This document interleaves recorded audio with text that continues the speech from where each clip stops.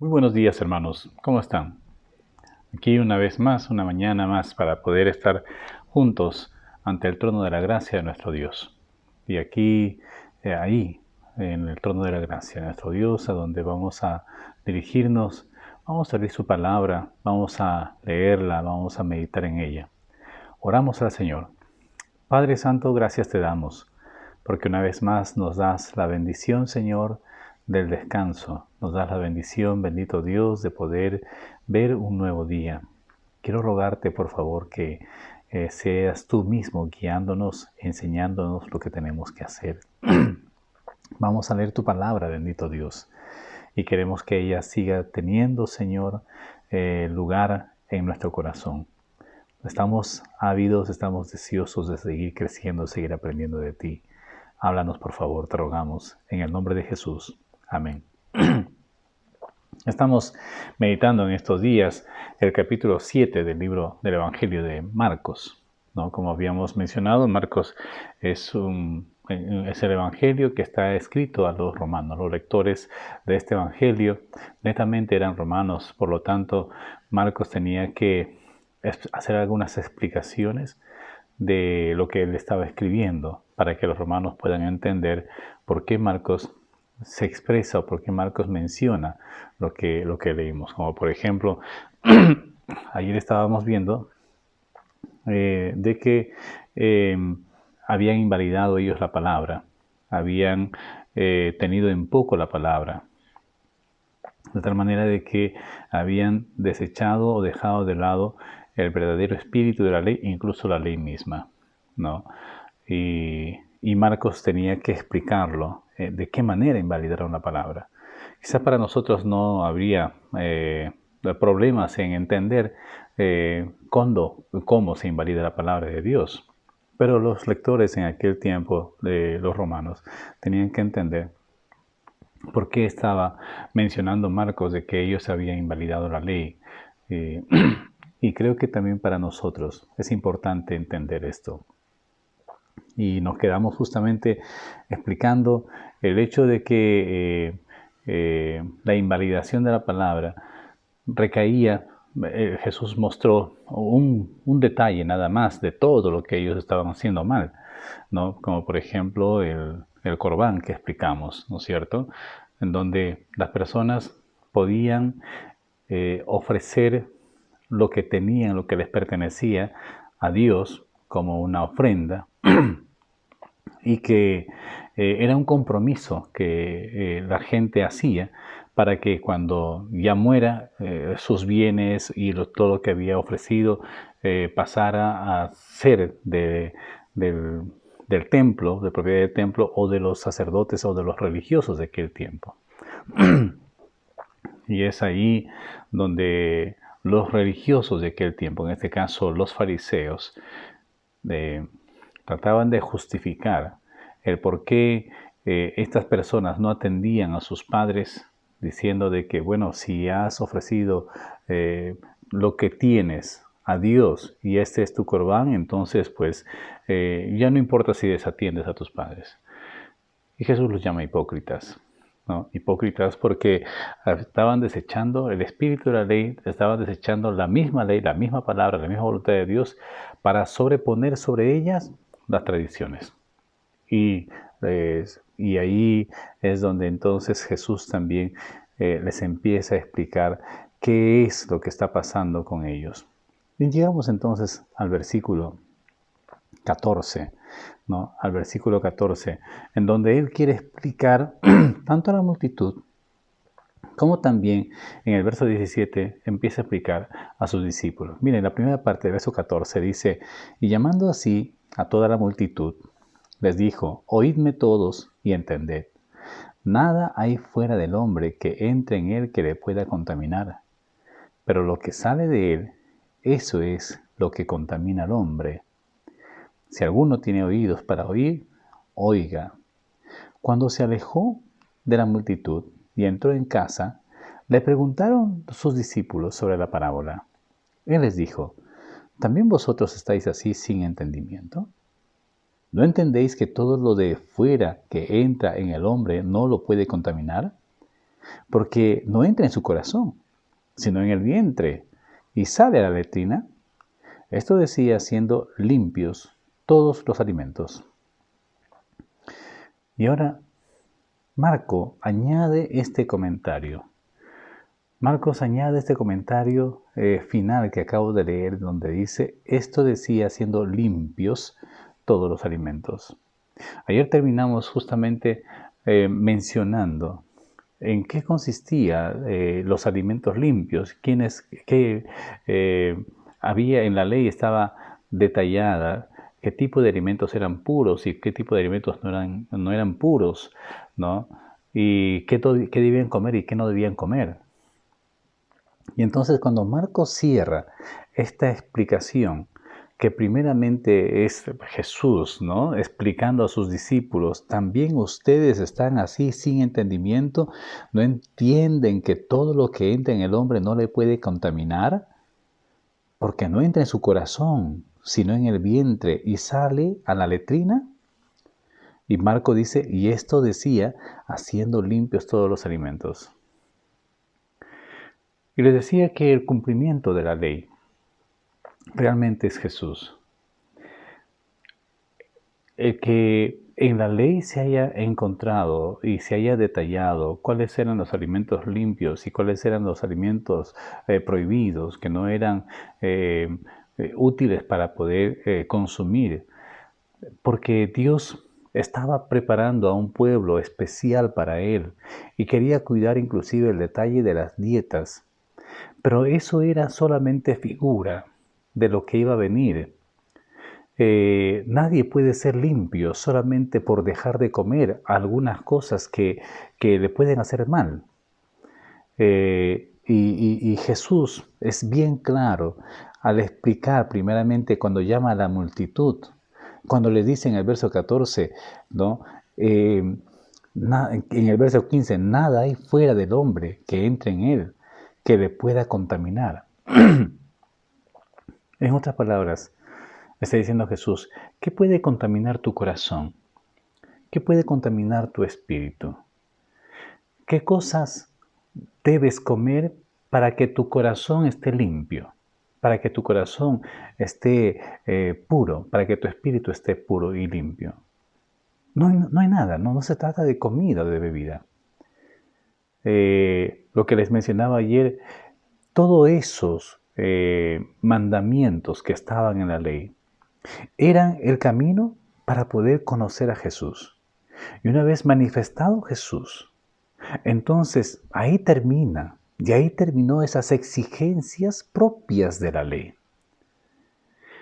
Ahora, obviamente que los fariseos y los escribas en aquel tiempo y los judíos de aquel tiempo no tenían la percepción clara de lo que nosotros tenemos, de que se trataba justamente de Dios mismo caminando entre nosotros. El Antiguo Testamento, la ley preparaba el camino y les decía que tienen que limpiarse o tienen que purificarse o tienen que lavarse las manos para entrar y adorar. Pero no había nada de las cosas externas que realmente podía limpiar el corazón. Esto me hace recordar una referencia que encontramos nosotros de un sacerdote. Había un sacerdote en el Antiguo Testamento y justamente el libro de Zacarías menciona una visión que él tiene. En el capítulo 3 de Zacarías, que quiero leer, ¿no? Él menciona un sueño y una visión que él tiene. Miren, capítulo 3 de Zacarías. Voy a leerlo, dice así, ¿no? Me mostró al sumo sacerdote, dice ahí Zacarías. Me mostró al sumo sacerdote Josué, el cual estaba delante del ángel de Jehová.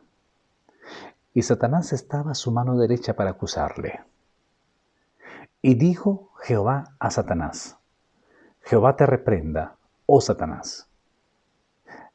Jehová, que ha escogido a Jerusalén, te reprenda. Y entonces surge una pregunta. Aunque aquí en el verso pareciera que sea la frase completa de Dios, pero es una pregunta en donde pone en tela de juicio lo que estaba delante de Dios en ese momento. ¿Quién estaba delante de Dios? El sumo sacerdote Josué. ¿Y cuál es la pregunta?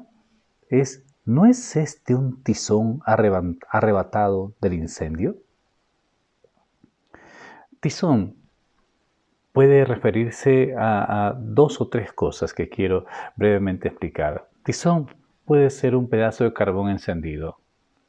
Tizón puede ser también una partícula de un fuego, ¿no? De una brasa que sale brotando, que sale flotando, ¿no? Que se convierte luego en ceniza. O tizón también puede ser un pedazo de leña ardiendo, ¿no? Mira, la leña, no el carbón, sino la leña, y que sale del fuego. Entonces, frente a esa pregunta, ¿no es este un tizón? O sea, que algo que ya no vale, algo que ya está apagado, algo que ya se está consumiendo, ¿no es este un tizón arrebatado del incendio? Puede ser la pregunta de Satanás.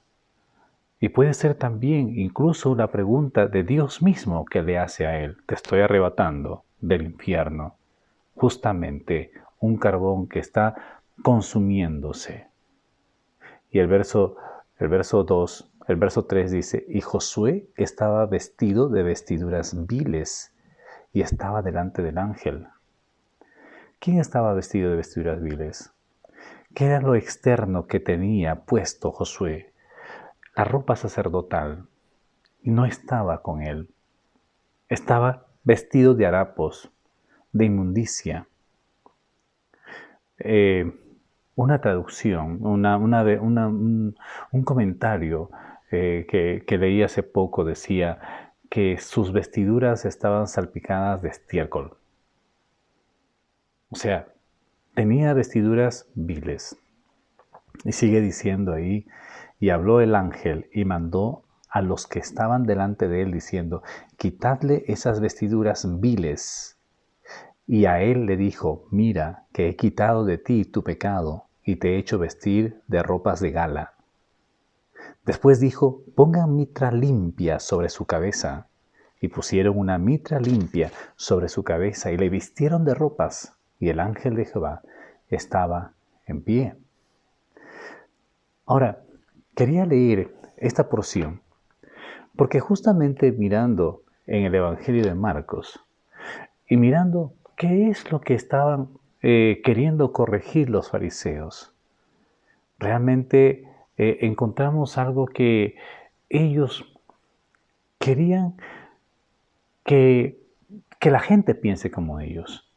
Querían torcer exactamente lo que la palabra de Dios había dicho desde antes, desde la ley.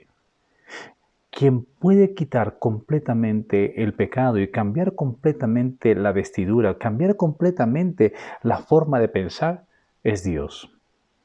Ellos no lo pueden hacer por más tradiciones que puedan añadir y por más prohibiciones a comidas que puedan ellos exigir. Ya llegó Jesús y Jesús pone en claro la ley. No es que Jesús estaba obviando la ley, estaba yendo encima de la ley. Jesús está dándole el significado ahora completo. Ya no es necesario, ya vine yo. Ahora no hay nada que entre de afuera que contamine el corazón. Porque realmente todos están contaminados. Fariseos, no fariseos, judíos, gentiles, romanos, griegos, todos están contaminados. ¿Y quién es el que le cambia esa vestimenta sucia? Esa vestimenta con harapos, esa vestimenta nauseabunda. ¿Quién cambia? Es Dios. Y esta misma figura podemos verlo en el hijo pródigo. Viene vestido de harapos, viene sucio, viene comiendo toda clase de inmundicia.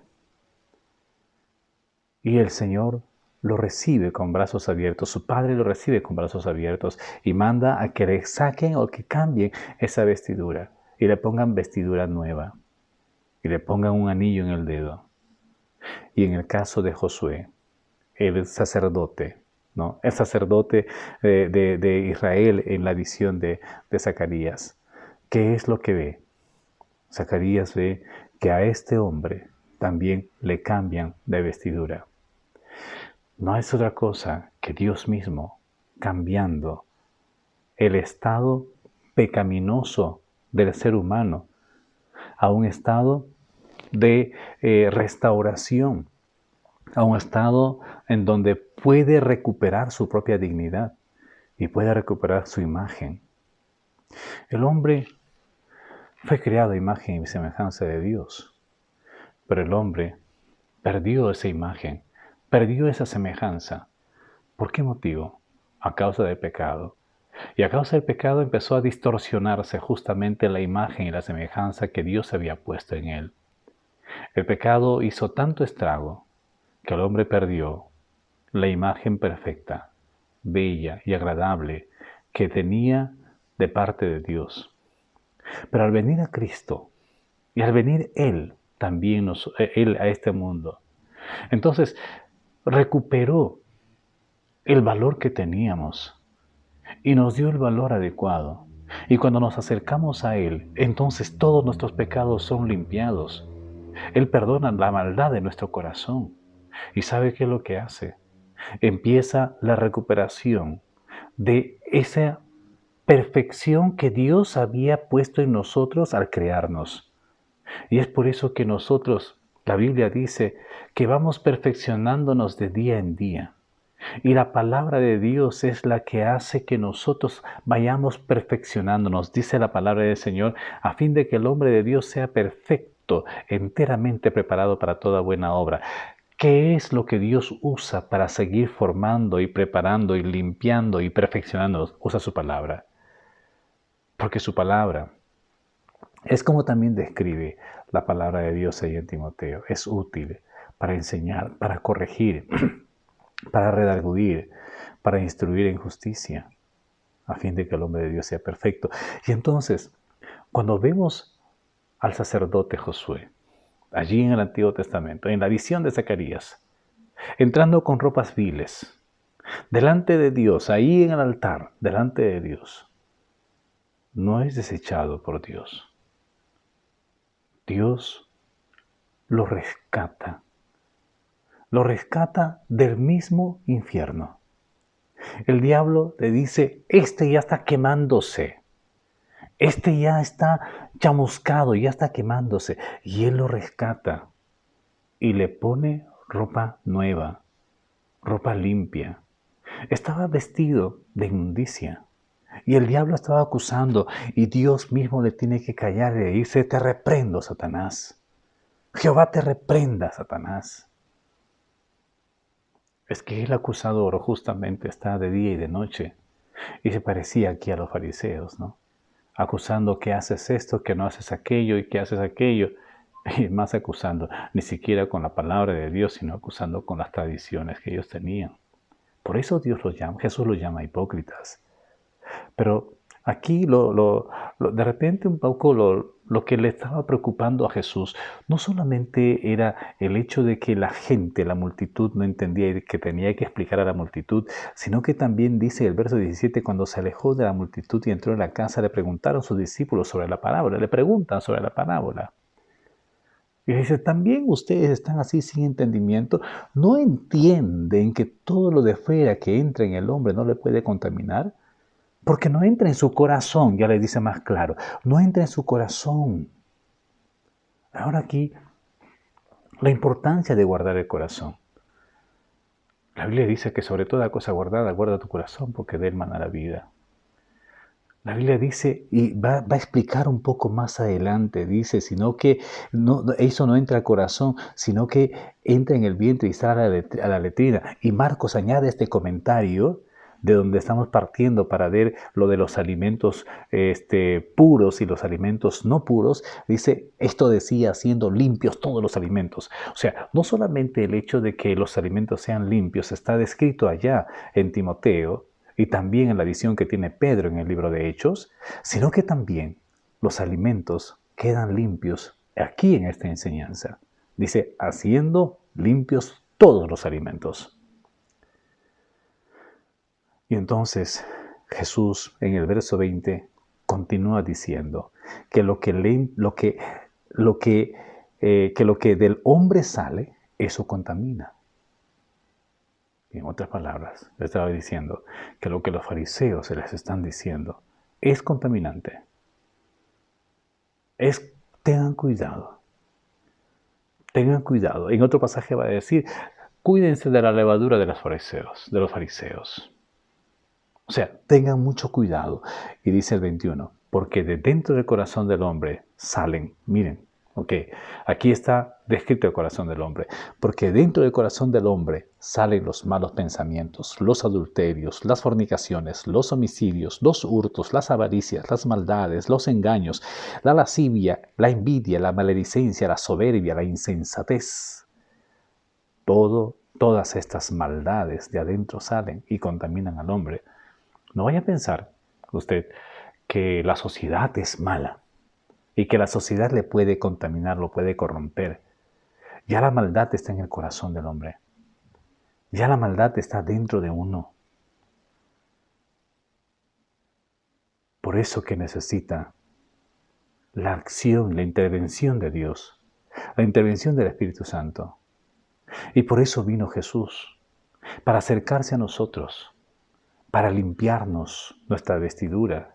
Él mismo vino a cambiar nuestra vestidura. Él mismo vino a ponernos un anillo en el dedo, a ponernos zapatos en los pies, a quitarnos las vestiduras viles que teníamos y nos puso vestidura de fiesta, vestidura de hijos. Entonces, ¿de dónde salen las cosas? ¿De dónde salen todas las maldades que vemos en el hombre? Salen de su propio corazón. Salen de su propio corazón. ¿Qué tenemos que decir al respecto? Ya nosotros. Quizás usted pregunte, ¿y mi corazón todavía es malo? ¿Mi corazón todavía está inclinado hacia lo malo?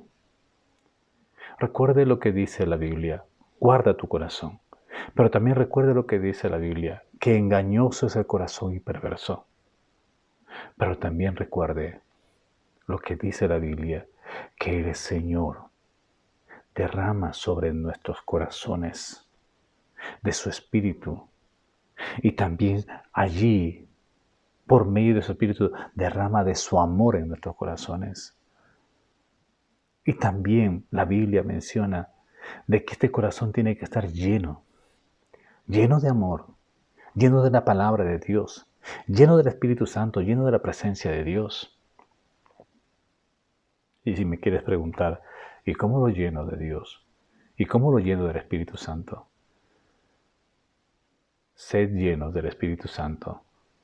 No es otra cosa que también ser llenos de su palabra. La Biblia dice eso exactamente, ¿no? Os digo que tienen que ser llenos de la palabra de Dios, llenos del pensamiento de Dios, llenos de la mente de Dios. ¿Cómo podemos lograr esto? Lea la Biblia todos los días. Lea la palabra de Dios. Pídale al Señor que le ayude a entender aquello que no entiende. Escuche mensajes bíblicos. Conéctese a los devocionales. Escuche alabanzas. Llene su pensamiento, llene su corazón con la palabra de Dios.